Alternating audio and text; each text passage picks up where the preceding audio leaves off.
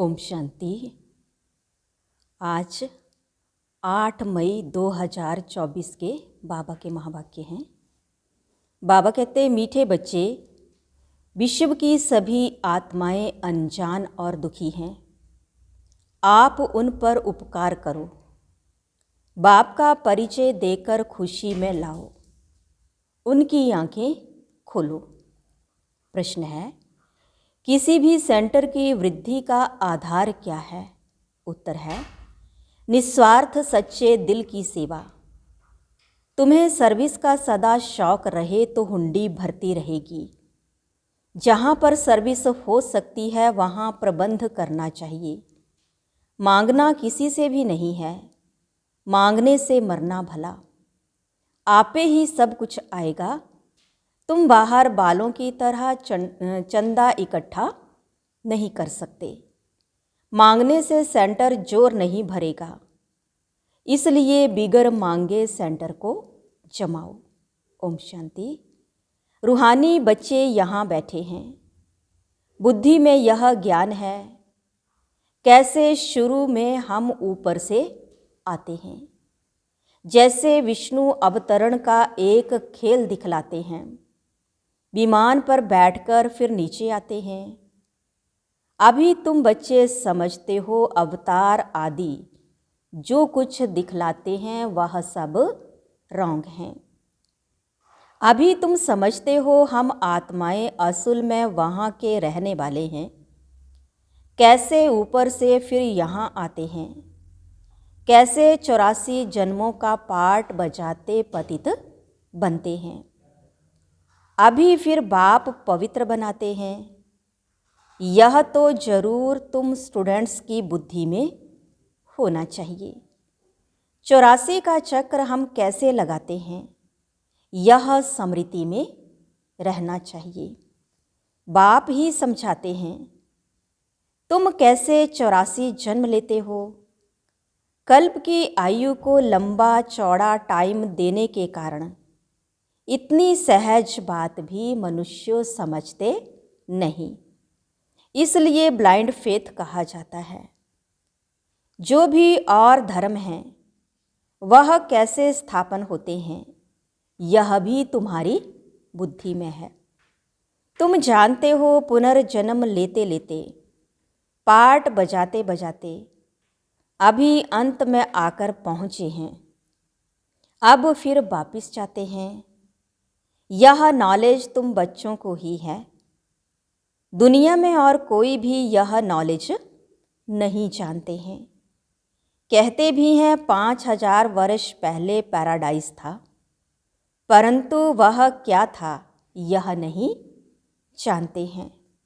जरूर आदि सनातन देवी देवताओं का राज्य था, परंतु यह बिल्कुल नहीं जानते। तुम समझते हो हम भी पहले कुछ नहीं जानते थे। और धर्म वाले ऐसे थोड़े ही हैं कि अपने धर्म स्थापक को नहीं जानते। तुम अभी जानकर नॉलेजफुल बने हो, बाकी सारी दुनिया अनजान है। हम कितने समझदार बने थे, अब फिर बेसमझ अनजान हो गए हैं। मनुष्य होकर अथवा एक्टर्स होकर हम नहीं जानते थे। नॉलेज का प्रभाव देखो कैसा है, यह तुम ही जानते हो। तो बच्चों को अंदर में कितना गदगद होना चाहिए। जब धारणा हो तब ही अंदर में वह खुशी आए। तुम जानते हो हम शुरू में कैसे आए, फिर कैसे शूद्र कुल से ब्राह्मण कुल में ट्रांसफर हुए। यह सृष्टि का चक्र कैसे फिरता है, सो तुम्हारे सिवाय दुनिया में कोई भी नहीं जानते हैं। अंदर में यह ज्ञान डांस होना चाहिए। बाबा हमको कितनी वंडरफुल नॉलेज देते हैं, जिस नॉलेज से हम अपना वर्षा पाते हैं। लिखा हुआ भी है, इस राजयोग से मैं तुमको राजाओं का राजा बनाता हूँ। परंतु कुछ समझ में नहीं आता था।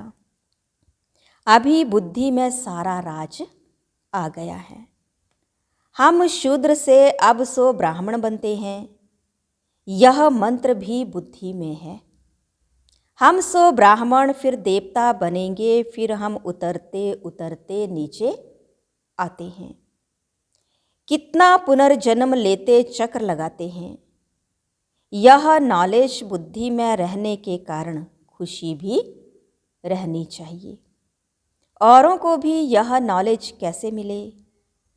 कितने ख्यालात चलते रहते हैं, कैसे सबको बाप का परिचय दें। तुम ब्राह्मण कितना उपकार करते हो, बाप भी उपकार करते हैं ना। जो बिल्कुल ही अनजान हैं, उन्हों को सदा सुखी बनाएं। आंखें खोलें। खुशी होती है ना। जिनको सर्विस का शौक रहता है, उन्हों को अंदर में आना चाहिए। बहुत खुशी होनी चाहिए। हम आत्माएं कहाँ की रहने वाली हैं, फिर कैसे आती हैं पाठ बजाने। कितने ऊंच बनते हैं, फिर कैसे नीचे आते हैं। फिर रावण राज्य कब शुरू होता है, यह अभी बुद्धि में आया है। भक्ति और ज्ञान में रात दिन का फर्क है। शुरू से भक्ति किसने की है? तुम कहेंगे पहले पहले हम आए तो बहुत सुख देखा, फिर हम भक्ति करने लगे। पूज्य और पुजारी में कितना रात दिन का फर्क है। तुम्हारे पास अभी कितना ज्ञान है, खुशी होनी चाहिए ना। कैसे हमने 84 का चक्र लगाया है। कहाँ 84 जन्म, कहाँ 84 लाख। इतनी छोटी सी बात भी किसके ध्यान में नहीं आती है। लाखों वर्ष की भेंट में तो यह 1-2 रोज के बराबर हो जाता है। अच्छे अच्छे बच्चों की बुद्धि में यह चक्र फिरता रहता है, तब ही कहा जाता है स्वदर्शन चक्रधारी। सतयुग में यह नॉलेज होती नहीं। स्वर्ग का कितना गायन है, वहाँ सिर्फ भारत ही था। जो था वह फिर बनना ही है। बाहर से तो देखने में कुछ नहीं आता है, साक्षात्कार होता है। तुम जानते हो यह पुरानी दुनिया अब खत्म होनी है, फिर नंबर बार हम नई दुनिया में आएंगे। आत्माएं कैसे आती हैं पाठ बजाने, वह भी तुम समझ गए हो। आत्माएं ऐसे कोई ऊपर से उतरती नहीं हैं जैसे नाटक में दिखाते हैं। आत्मा को तो इन आँखों से कोई देख भी ना सके। आत्मा कैसे आती है, छोटे शरीर में कैसे प्रवेश करती है, बड़ा ही वंडरफुल खेल है।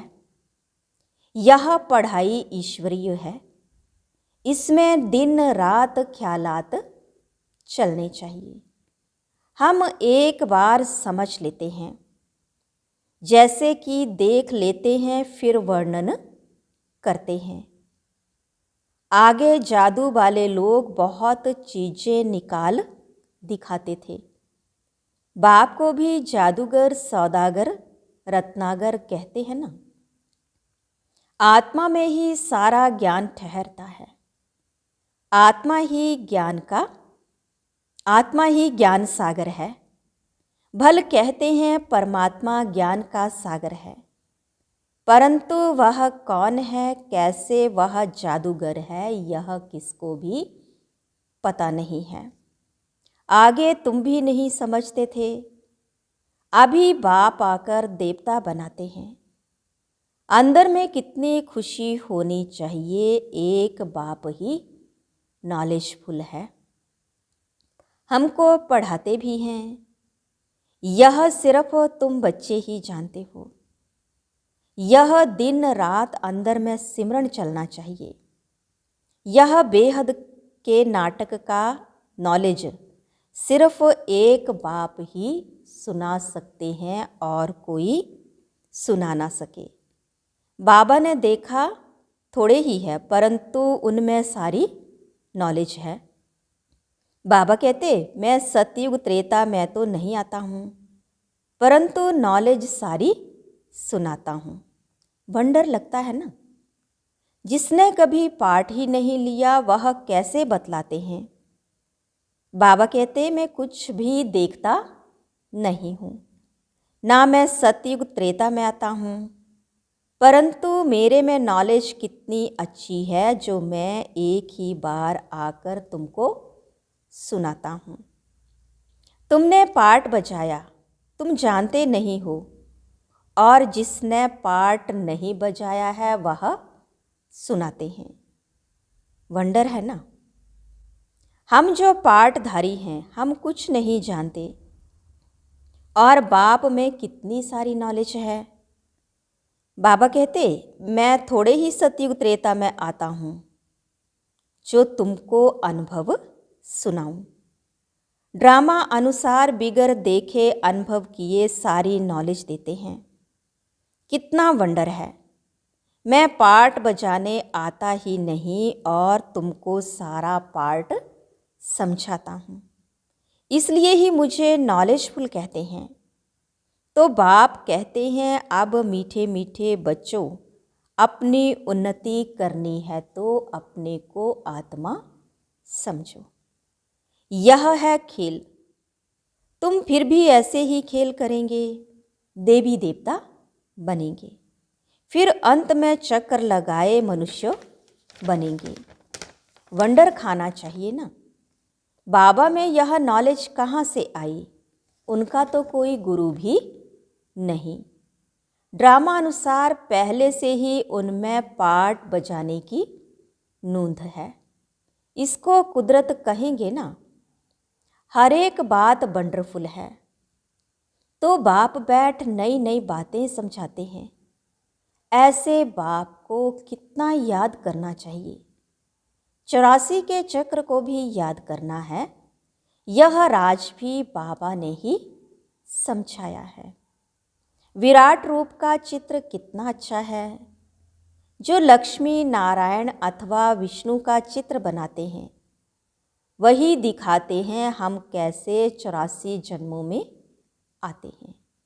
हम सो देवता, फिर क्षत्रिय, वैश्य, फिर शूद्र। यह सिमरण करने में क्या कोई तकलीफ है। बाप है नॉलेजफुल।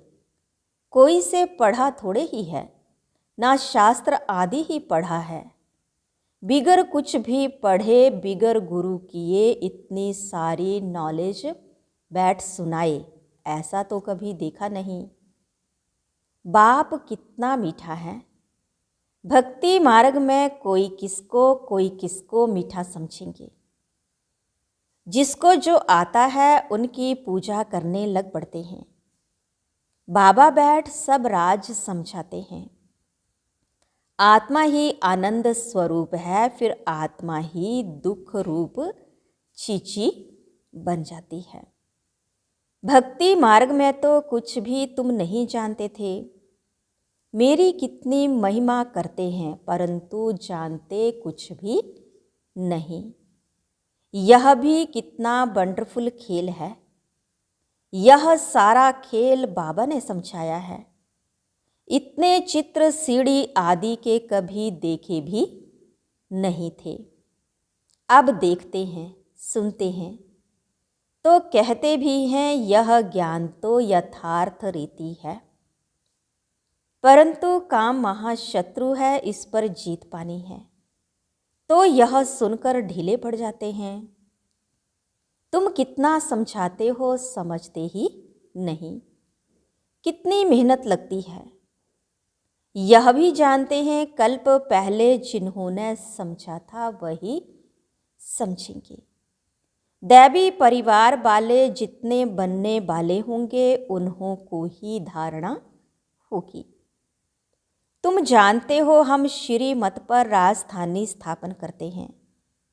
बाप का डायरेक्शन है औरों को भी आप समान बनाओ। बाप सब ज्ञान सुना रहे हैं, तुम भी सुना रहे हो, तो जरूर यह शिव बाबा का रथ भी सुना सकता होगा, परंतु अपने को गुप्त कर देते हैं। तुम शिव बाबा को ही याद करते रहो, इनकी तो महिमा भी नहीं करनी है।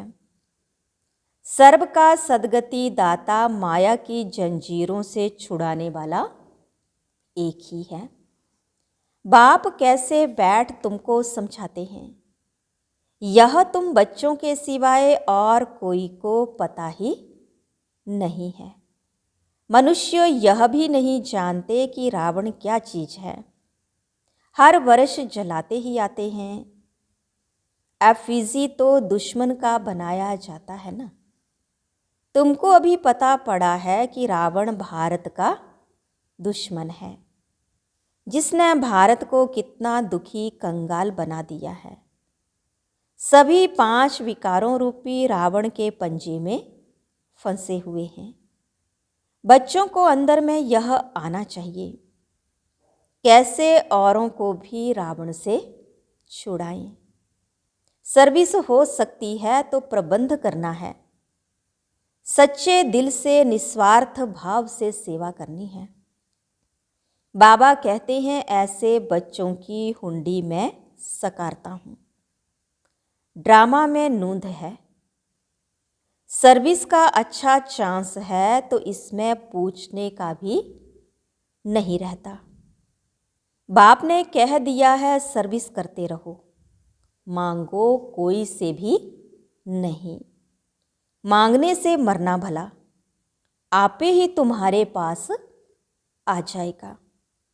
मांगने से सेंटर इतना जोर नहीं भरेगा। बिगर मांगे तुम सेंटर जमाओ, आपे ही सब आता रहेगा, उसमें ताकत रहेगी। जैसे बाहर वाले चंदा इकट्ठा करते हैं, ऐसे तुमको नहीं करना है। मनुष्यों को तो कभी भगवान नहीं कहा जाता, ज्ञान तो है बीज। बीज रूप बाप बैठ तुमको ज्ञान देते हैं। बीज ही नॉलेजफुल है ना। वह जड़ बीज तो वर्णन कर नहीं सकेंगे, तुम वर्णन करते हो। सब बातों को समझ सकते हो, इस बेहद के झाड़ को कोई भी समझते नहीं है। तुम अनन्य बच्चे जानते हो नंबर 12 पुरुषार्थानुसार। बाप समझाते हैं माया भी प्रबल है, कुछ सहन भी करना पड़ता है। कितने कड़े कड़े विकार हैं।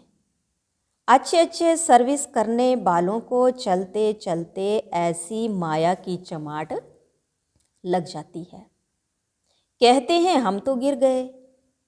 सीढ़ी ऊपर चढ़ते चढ़ते नीचे गिर पड़ते हैं तो की कमाई सारी चट हो पड़ती है। दंड तो जरूर मिलना चाहिए। बाप से प्रतिज्ञा करते हैं, ब्लड से भी लिख कर दिया फिर भी गुम हो गए। बाबा पक्का करने के लिए देखते भी हैं, इतनी युक्तियां करते हुए भी फिर दुनिया की तरफ चले जाते हैं। कितना सहज समझाते हैं। पाठधारी को अपने पाठ का ही सिमरण करना चाहिए। अपना पाठ कोई भूल थोड़े ही सकता है। बाप तो रोज रोज भिन्न भिन्न प्रकार से समझाते रहते हैं। तुम भी बहुतों को समझाते हो, फिर भी कहते हैं हम बाबा के सम्मुख जाएं। बाप का तो वंडर है, रोज मुरली चलाते हैं। वह है निराकार, नाम रूप देश काल तो है नहीं। फिर मुरली कैसे सुनाएंगे, वंडर खाते हैं, फिर पक्के होकर आते हैं। दिल होता है ऐसा बाप वर्षा देने आए हैं, उनसे मिले। इस पहचान से आकर मिलें तो बाप से ज्ञान रत्न धारण कर सकें, श्रीमत को पालन कर सकें। अच्छा, मीठे मीठे सिकी लधे बच्चों प्रति माता पिता बाप दादा का याद प्यार और गुड मॉर्निंग। रूहानी बाप की रूहानी बच्चों को नमस्ते। रूहानी बच्चों की रूहानी बाप दादा को दिलवा जान सिकवा प्रेम से नमस्ते। ओम शांति। धारणा के लिए मुख्य सार। फर्स्ट पॉइंट है, ज्ञान को जीवन में धारण कर खुशी में गदगद होना है। वंडरफुल ज्ञान और ज्ञान दाता का सिमरण कर ज्ञान डांस करना है। सेकंड पॉइंट, अपने पार्ट का ही सिमरण करना है, दूसरों के पार्ट को नहीं देखना है। माया बड़ी प्रबल है, इसलिए खबरदार रहना है। अपनी उन्नति में लगे रहो, सर्विस का शौक रखो। आज का वरदान है, अच्छाई पर प्रभावित होने के बजाय उसे स्वयं में धारण करने वाले परमात्म स्नेही भव। अगर परमात्म स्नेही बनना है तो बॉडी कॉन्शियस की रुकावटों को चेक करो। कई बच्चे कहते हैं यह बहुत अच्छा या अच्छी है, इसलिए थोड़ा रहम आता है। कोई का किसी के शरीर से लगाव होता तो कोई का किसी के गुणों व विशेषताओं से, लेकिन यह विशेषता व गुण देने वाला कौन? कोई अच्छा है तो अच्छाई को धारण भले करो, लेकिन अच्छाई में प्रभावित नहीं हो जाओ। न्यारे और बाप के प्यारे बनो। ऐसे प्यारे अर्थात परमात्म स्नेही बच्चे सदा सेफ रहते हैं। स्लोगन है, साइलेंस की शक्ति इमर्ज करो तो सेवा की गति फास्ट हो जाएगी। आज बाबा ने कहा, मीठे बच्चे, विश्व की सभी आत्माएं अनजान और दुखी हैं। आप उन पर उपकार करो, बाप का परिचय देकर खुशी में लाओ, उनकी आंखें खोलो। ओम शांति।